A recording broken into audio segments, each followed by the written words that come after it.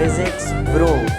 बच्चे, पिछले लेक्चर में हम लोगों ने डेरिवेशन करी थी, derivation of electric field due to a thin line charge having uniform linear charge density without using Gauss theorem. अगर आपको उसकी डेरिवेशन करनी है तो ऊपर दिए गए आई बटन पे क्लिक करके आप वो डेरिवेशन देख सकते हैं। फिलहाल इस लेक्चर में मैं आपको डिराइव करा रहा हूँ an expression for electric field due to a uniformly charge ring at a point on its axis. मतलब कहने का कि एक रिंग है, इस तरीके से रिंग है, ये यूनिफॉर्मली चार्ज है, इस पे चार्ज है, इसकी वजह से हमें इलेक्ट्रिक फील्ड निकालनी है। वो भी कहाँ पर? इसके सेंटर पे नहीं, इसकी एक्सिस पर। एक्सिस क्या चीज़ होती है? सेंटर से पास होती हुई परपेंडिकुलर जो लाइन होती है उसे हम एक्सिस कहते हैं। तो इसकी एक्सिस के किसी एक पॉइंट पे हमने इलेक्ट्रिक फील्ड निकालनी है। उसके लिए थोड़ा सा हमें 3D फिगर बनाने की ज़रूरत है। कोशिश करते हैं। देखिए आप लोग क्या करेंगे, ये इस तरीके से एक रिंग लेंगे, ये इस तरीके से रिंग लिया,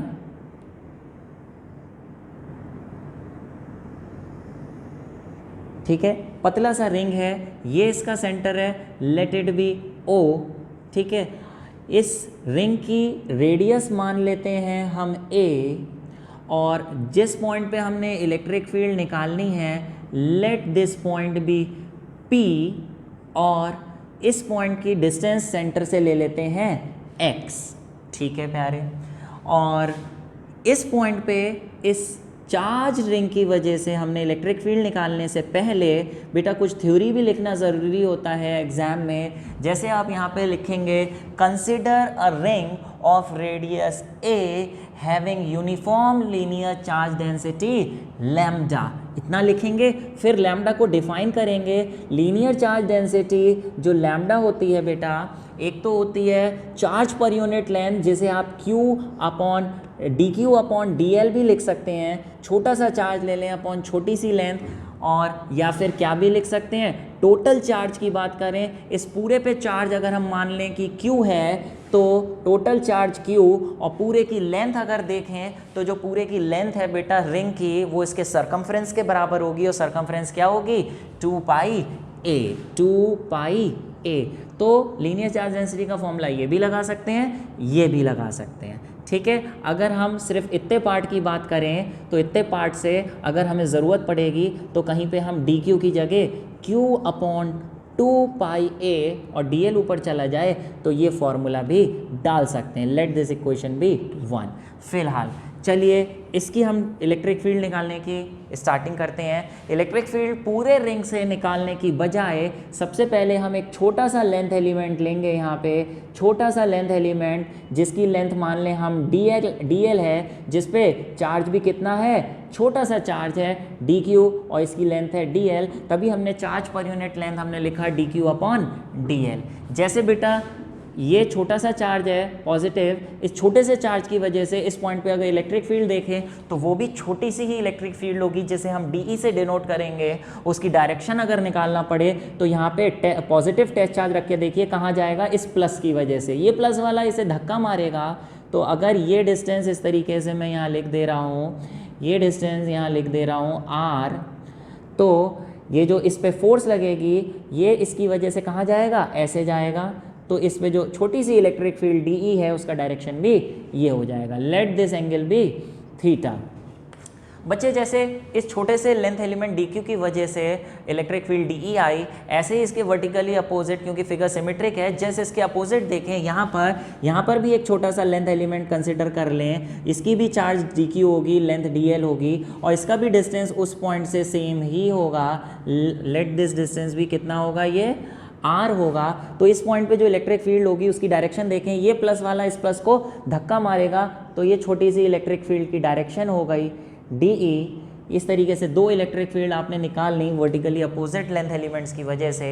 बच्चे अब हम क्या करेंगे, इस DE को रिजॉल्व करेंगे दो कंपोनेंट्स में, एक वर्टिकल एक हॉरिजॉन्टल। बच्चे अगर ये थीटा है तो वर्टिकली अपोजिट एंगल ये भी थीटा होएगा, ठीक है, P हम यहाँ लिख दे रहे हैं। अगर ये DE है तो इधर वाला कंपोनेंट कितना हो जाएगा, DE cos थीटा। ऐसे ही अगर ये DE है तो इधर वाला कितना हो जाएगा, DE sin थीटा। ऐसे ही इस डी को रिजॉल्व करेंगे वर्टिकल और हॉरिजॉन्टल कंपोनेंट्स में बच्चे, ये थीटा है तो ये भी थीटा होगा, इसका वर्टिकल अपोजिट ये भी थीटा होगा, तो ये डी है तो इधर कंपोनेंट हो जाएगा डी कॉस थीटा और ये हो जाएगा डी साइन थीटा।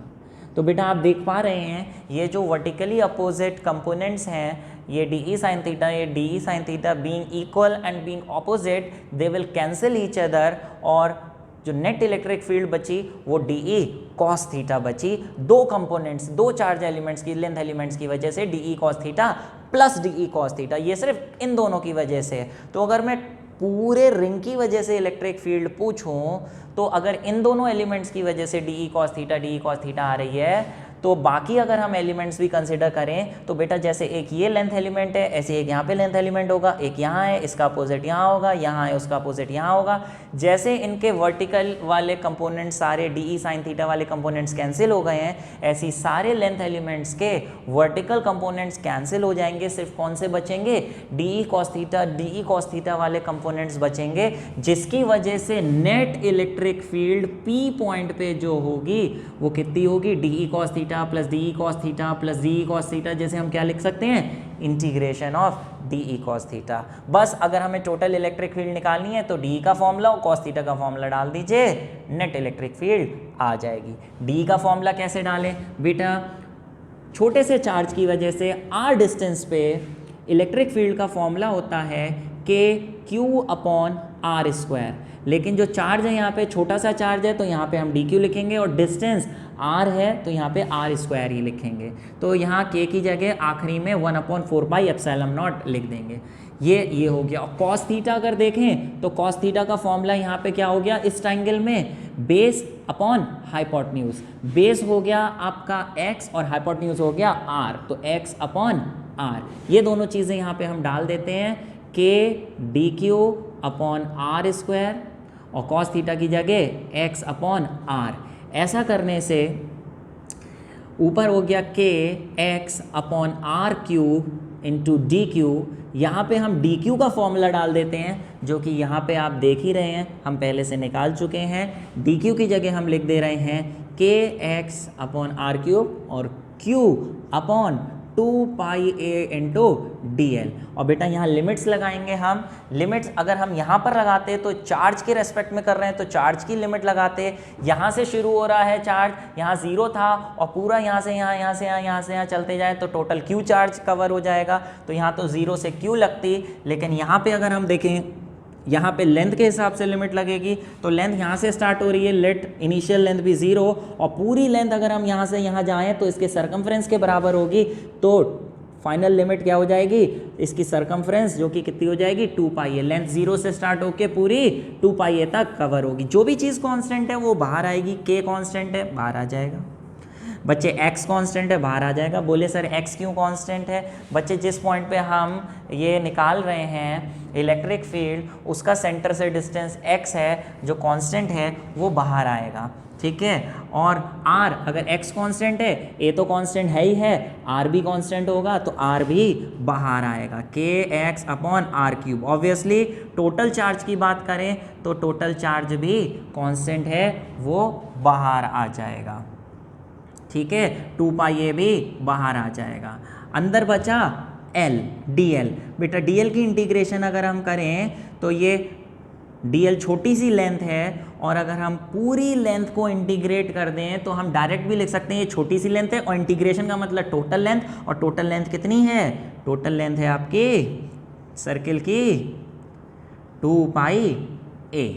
तो ये 2 पाई ए से 2 पाई ए कट गया और आपका आ गया 1/4 pi epsilon naught q x upon r cube. R cube की अगर बात करें बेटा तो ये ट्राइंगल ने, अगर हम पाइथागोरस थ्योरम से ट्राइंगल में आप देखें r square is equal to side square plus side square x square a square plus x square लिख सकते हैं। तो आर कितना हो गया?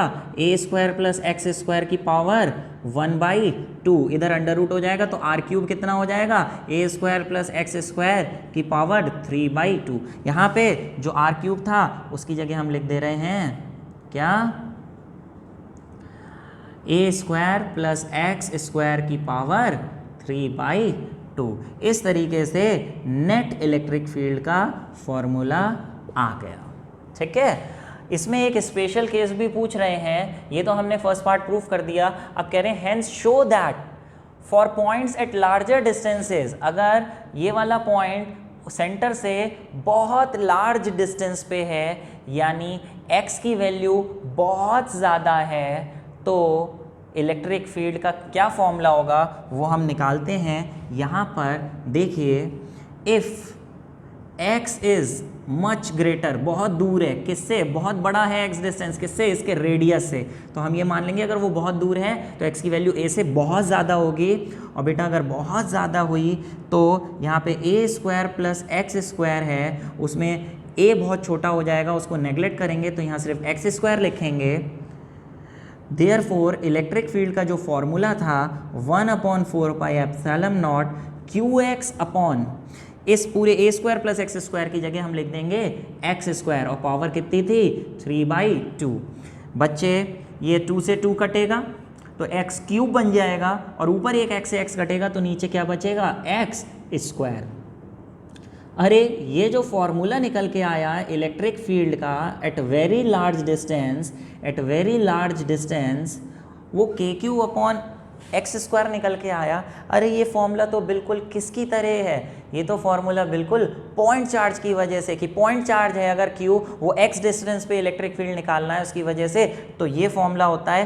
तो रिंग की वजह से भी यही फॉर्मूला आ रहा है लार्ज डिस्टेंसेस पर। इसका मतलब लार्ज डिस्टेंसेस पर जो इलेक्ट्रिक फील्ड होती है उसका फॉर्मूले से हमें पता लग रहा है कि ये जो रिंग है ये एक पॉइंट चार्ज की तरह बिहेव करता है। इसके अलावा एक केस और भी ले सकते हैं, वो केस ये ले सकते हैं कि if we have to find electric field at the centre of the ring, अगर ये पॉइंट यहाँ ना हो के यहाँ हो, सेंटर पे हमें निकालनी है, तो इस पॉइंट को खींच के यहाँ ले आइए। तो सिंपली उसके लिए बताइए x की वैल्यू कितनी हो जाएगी, अगर पॉइंट खींचते वापस लाएं तो x की वैल्यू कम हो के 0 हो जाएगी। तो x की वैल्यू 0 रख दीजिए सिर्फ इस फॉर्मूले में, तो ये आपका बन जाएगा। x की वैल्यू 0 रखते ही ये पूरी टर्म 0 हो जाएगी, और इलेक्ट्रिक फील्ड एट सेंटर आपकी कितनी हो जाएगी, 0। तो ध्यान रखिए रिंग की वजह से सेंटर पे इलेक्ट्रिक फील्ड 0 होती है। बेटा ये फुल रिंग की वजह से है आपकी इलेक्ट्रिक फील्ड के एक्सप्रेशन। ऐसे ही अगर आपको हाफ रिंग की वजह से, यूनिफॉर्मली चार्ज हाफ रिंग है उसकी वजह से अगर आपको इलेक्ट्रिक फील्ड निकालनी है, उसका एक्सप्रेशन डिराइव करना है, तो ऊपर दिए गए आई बटन पे क्लिक करके आप डायरेक्ट उस डेरिवेशन पे जंप कर सकते हैं। Thank you very much. If you have liked the derivation, then please press the like button, and thank you very much.